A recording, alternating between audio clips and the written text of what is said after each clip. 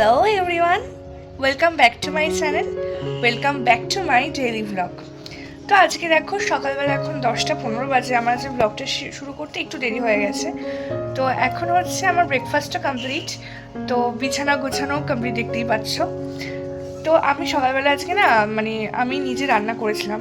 তো তোমাদেরকে আজ সারাদিন কী করবো সবটা দেখাবো, তোমরা কেউ স্কিপ করে দেখো না, আর অবশ্যই লাইক দিয়ে ভিডিও দেখা শুরু করো।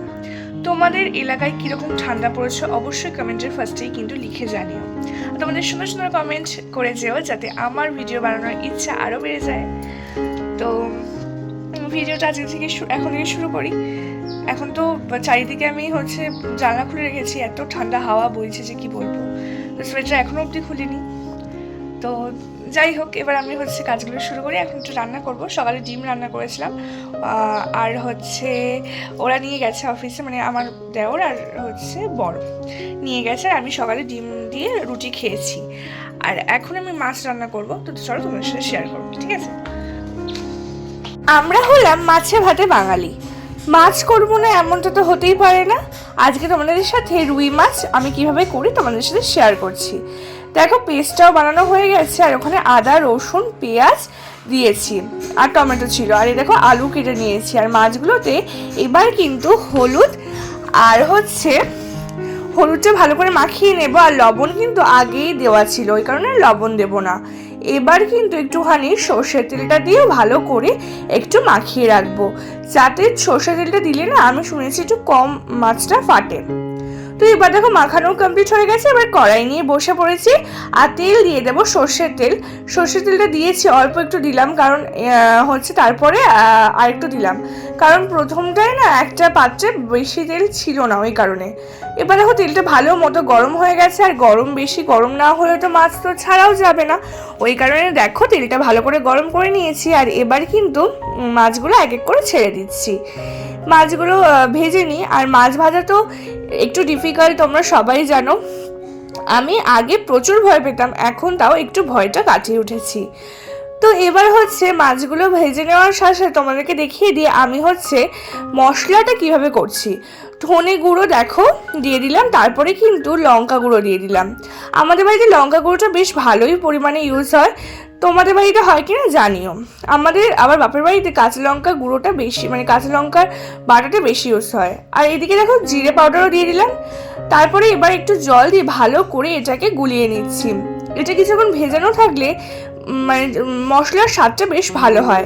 আর দেখো এইটা কথা বলতে এইসব কাজ করতে করতে মাছ ভাজাটাও বলতে গেলে হয়েই গেছে।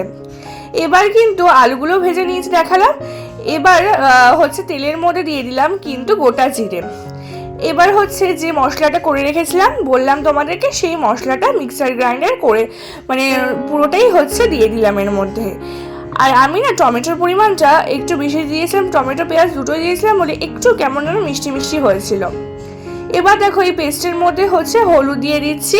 আর দেখতেই পারলে আমি কিন্তু মিক্সার গ্রাইন্ডারটা ধুয়েও দিয়ে দিয়েছি একটু জল, এই জন্য একটু হাই ফ্লেমে রেখেছি। তো এবার নুনটাও দিয়ে দিলাম দেখো স্বাদ মতো। এবার দেওয়ার পরে এটাকে কিন্তু ভালো করে কষাতে হবে।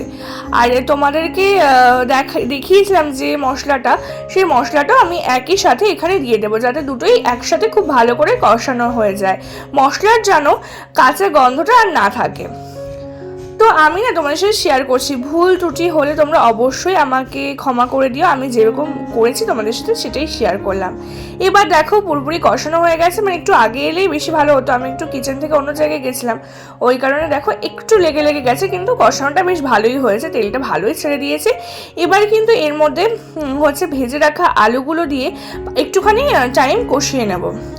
এবার দেখেছো ভেজে রাখা আলুগুলো দিয়ে কষানোও হয়ে গেছে। এবার কিন্তু পালা জল দিয়ে দেওয়ার। তো জলটা দিয়ে দিলাম। আমি না বেশিরভাগই গরম জল ইউজ করার চেষ্টা করি, কিন্তু আজকে না গরম জলটা করে রাখতে ভুলে গেছি, এই কারণে। আর অনেকটা কষানো হয়ে গেছে, এর জন্য ঠান্ডা জলই বলতে গেলে দিয়ে দিলাম। এবার একটু ঢেকে রাখবো কিছুক্ষণ। তারপরে কিছুক্ষণ ঢেকে রাখলাম যখন, তখন আমি না একটু কমলা লেবু খেয়ে নিয়েছি, তোমাদেরকে সেটা দেখাতে পারিনি। তো এবার দেখো ঢেকে রাখার পরে আমি ঢাকাটা তুলে এবার কিন্তু সব মাছগুলো এক এক করে দিয়ে দিচ্ছি। আর মাছগুলো দেওয়া না আমি খুব আস্তে আস্তে দিচ্ছিলাম, এই কারণে একটু স্পিডে করেছি, যদিও তাও তোমাদের মনে হবে একটু আস্তেই দিচ্ছি জিনিসগুলো। তো যাই হোক, এবার মাছটাকে দিয়ে ভালো করে আমি একটু নাড়িয়ে নেব। বেশি নাড়ানো যাবে না, কেন কি কারণ হচ্ছে মাছগুলো ভেঙে যেতে পারে। আমার এইসব নিয়ে না প্রচুর একটা টেনশন থাকে। তো যাই হোক, তারপরে কিছুক্ষণ পরে দেখলাম দেখো বেশ ভালো মতো শুকিয়ে গেছে। আমি না জলের পরিমাণটা একটু কম দিয়েছিলাম, একটু বেশি জল হলে ভালো হতো। তারপর একটু ধনেপাতা দিয়ে দিলাম, শীতকালে ধনেপাতা দেবো না এটা তো হতেই পারে না। ধনেপাতা যতই পছন্দ না করি এখন মোটামুটি পছন্দ করছি।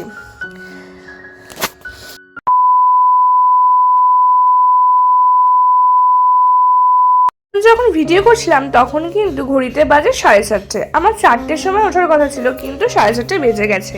এবার দেখো আমি হচ্ছে ঘুম থেকে উঠে, মানে ঘুমাইনি ঠিক, একটু জেগেইছিলাম দুপুরবেলা উঠে, এখন একটা জিনিস রান্না করব। খুব স্পেশাল জানো তো, আমার খুব প্রিয়। তো তোমাদেরকে শেয়ার করে দেখো, ব্যাটার গোলা হয়ে গেছে আর এদিকে ধরো চাটুও নিয়ে নিয়েছি। এবার কি তোমরা গেস করতে পারছো? দাঁড়াও, আরও ভালো করে গেস করতে পারবে। আর একটা জিনিস দেখালে, এই যে দেখো সন্দেশ। এবার গেস করতে পারছো আশা করি। প্রথম পিঠেটাই আমি পারবো কিনা জানি না, আসলে আমার সব পিঠের মধ্যে এইটা খুবই ফেভারিট, সেটা হচ্ছে পাটিসাপটা। আচ্ছা তোমাদের কেমন লাগে অবশ্যই জানিও।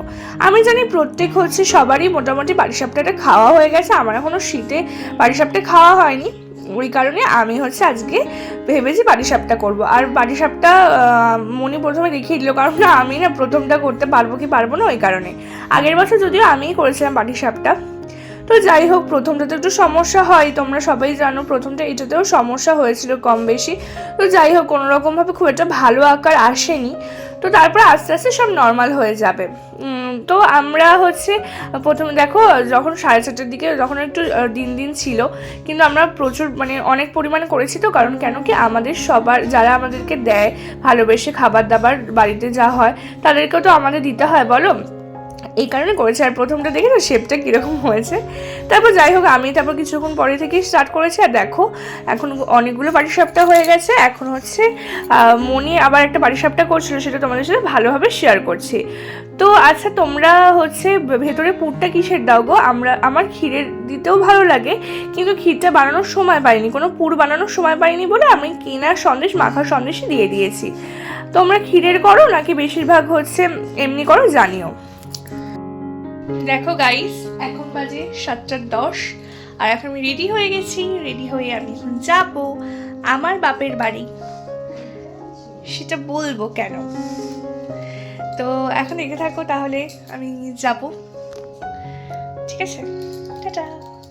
তোমরা হয়তো ভাবছো যে হুট করে আমি বাপের বাড়ি যাচ্ছি কেন। আসলে বাবাও আমাকে ফোন করে তলব করেছিল যে আমাকে জয়নগরের মোয়া এনেছে সেটা দেবে।